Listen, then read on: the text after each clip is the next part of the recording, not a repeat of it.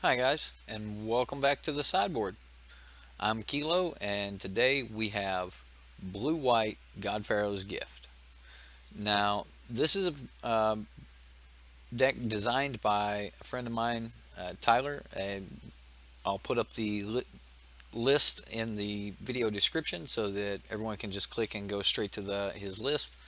Uh, but I've got it pulled up for you right now, and we're just going to go over it.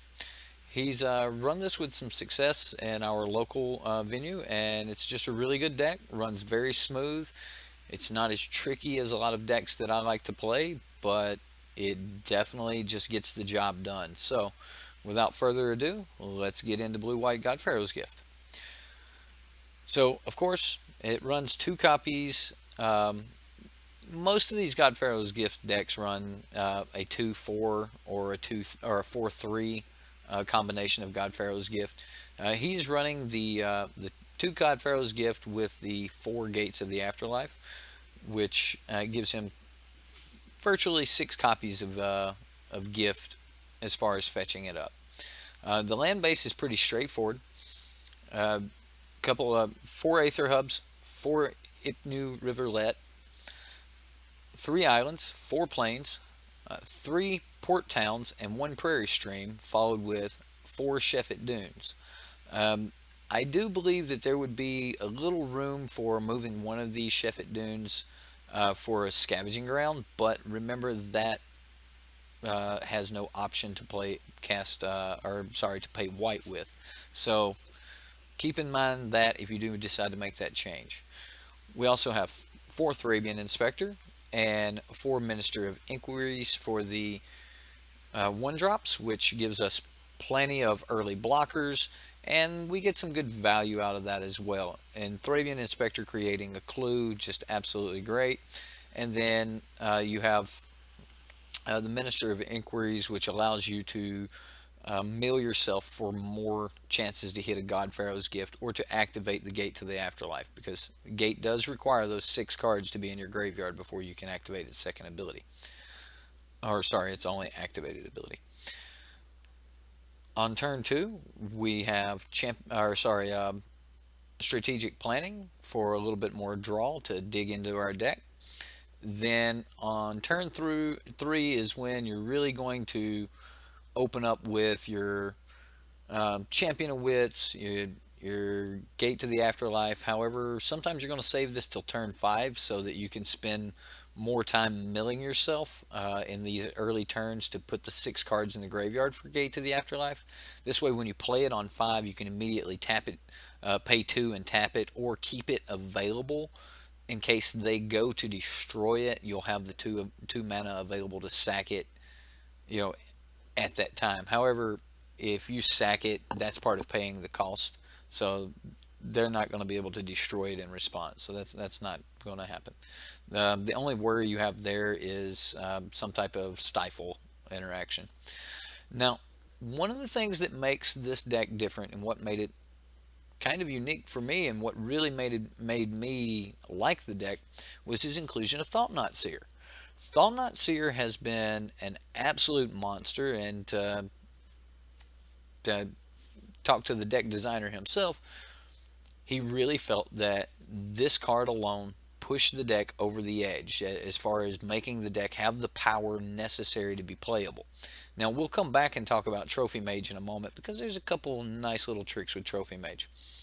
Um, but anyway, Thought-Knot Seer, just an absolute clutch card. Really come in handy for him and really helps this deck that has a lot of meh creatures. It really helps a deck that has that really put on a threat for those games where you don't actually find your gate to the afterlife or you never actually get to your God-pharaoh's Gift.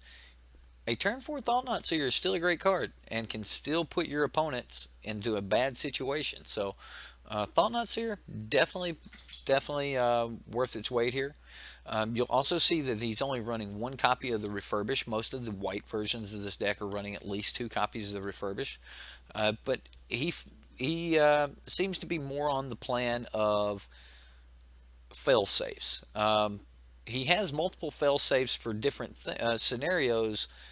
However, the major failsafe in this deck is if you don't hit Gate to the Afterlife or God-pharaoh's Gift, this deck can still be competitive, can still put up the fight. It's not going to be a deck like Oketra's Monument, where when they do not get the Monument, they just do not have power. So this deck is a lot better at having power than the others, and one of the sacrifices he made for that was not as many copies of Refurbish in the main board. But that did open up for Thought Knot Seer, which gave him a very good controlling body to really punch in some damage and to help, interrupt that hand and interrupt the opponent's game plan. Now, of course, you can't have a white God-pharaoh's Gift deck or pretty much any God-pharaoh's Gift deck without an Angel of Invention. Of course, we all know this card is extremely broken when its base power and toughness are all of a sudden 4/4.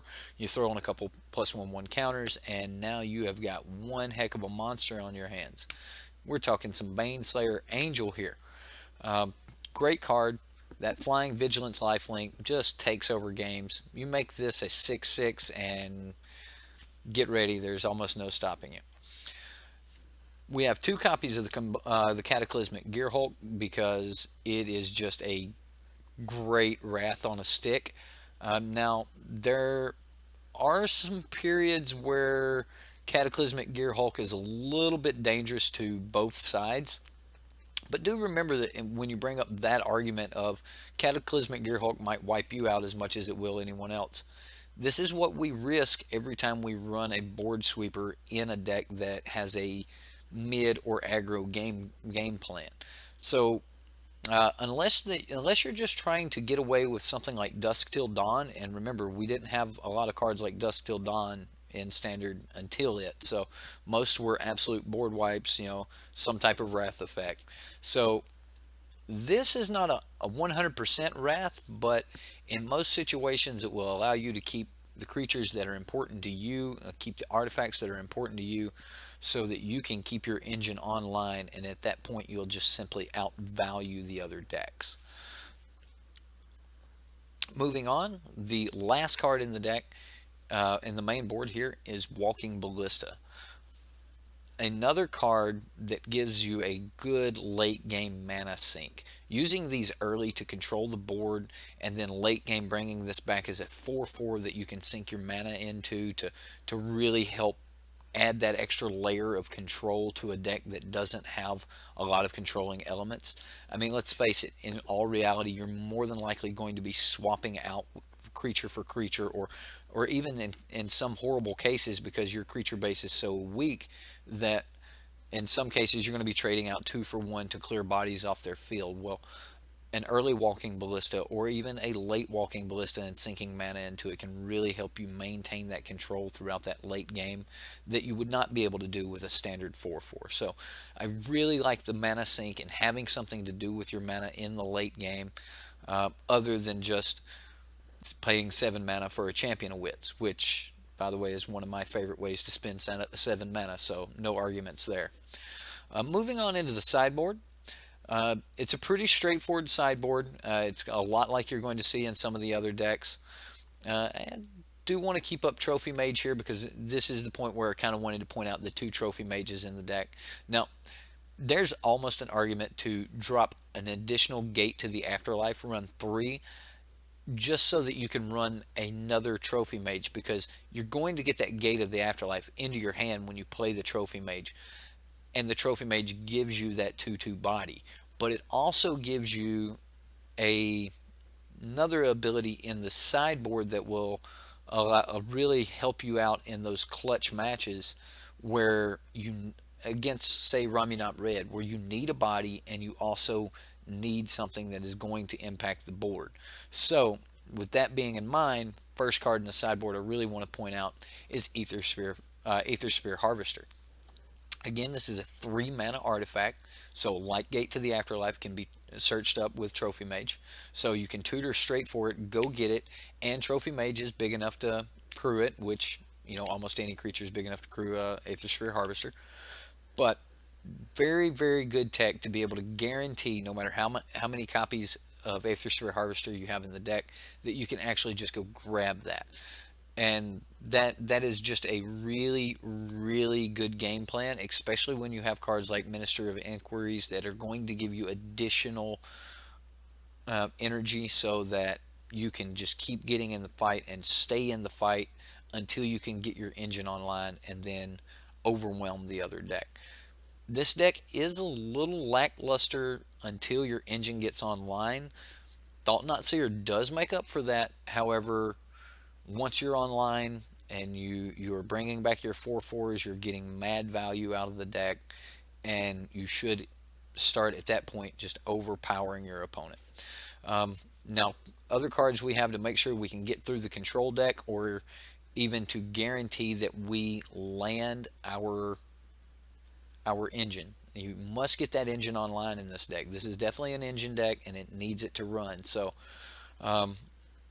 negate, the perfect card to get an engine online with. I mean, and the perfect card to stop those control players from just taking off with you, keep them from drawing those extra cards and such.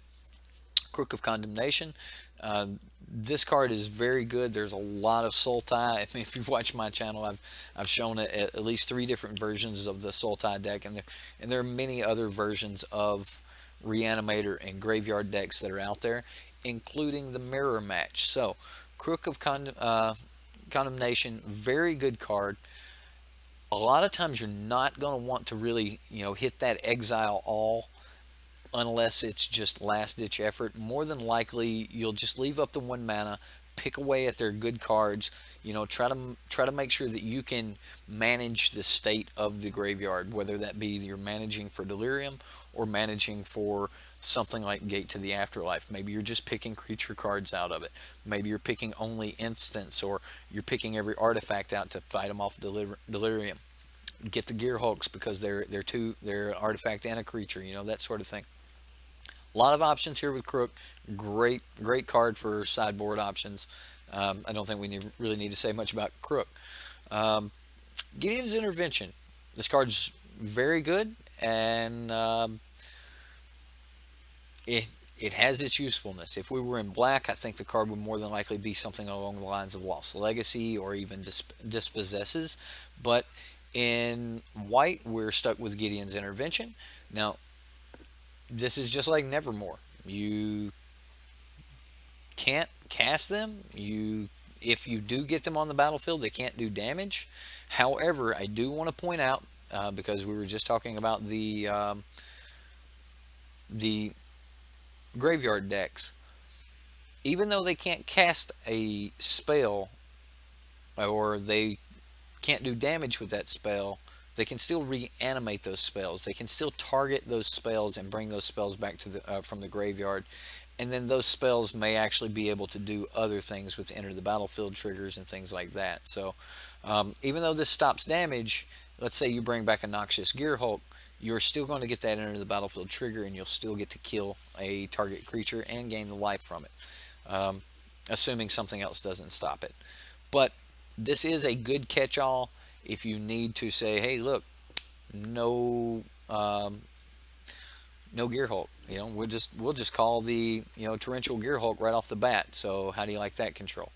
Hope you got a counter for this. And moving on, we have another copy of Refurbish. Just because it is a really good card, but he needed to make the room in the main board, there is the additional Refurbish in the sideboard, because against certain decks, this strategy is more prevalent to the just chew through your deck strategy. So if you need to hit that turn 4 God-pharaoh's Gift, let's go. Refurbish is the card for you on that. Cast Out, just another good catch-all. If it's already hit the battlefield, you need to deal with it. Cast Out is the answer. Linvala is just an amazing card. I mean, you're going to gain that 5 life in most situations because of your setup time. They're going to get in some punches, but then again, maybe not.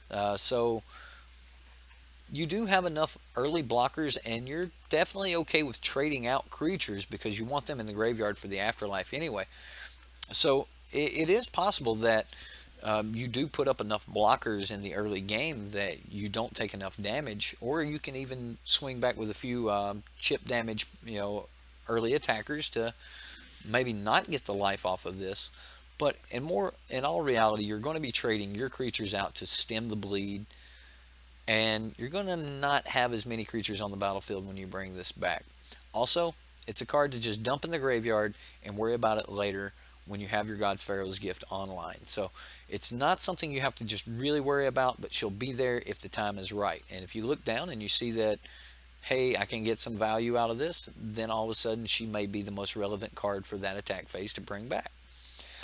That being said, we'll move on to the last card in the sideboard, another catch-all. This is just a beefed up version of Cast Out with Outflash. So sometimes you need to catch more than one thing, and isolation or quarantine field can handle that. So that's the deck. I hope you enjoyed. This is God-pharaoh's blue-white God-pharaoh's Gift. Been running rampant in my local meta, so I hope you can play it, have a little fun with it, maybe get some wins out of those Thought Knot Seers before they rotate out. And if you like the deck, hit like, give us a subscribe. If you check us out on Twitch, hit us up with a follow, and thanks for watching.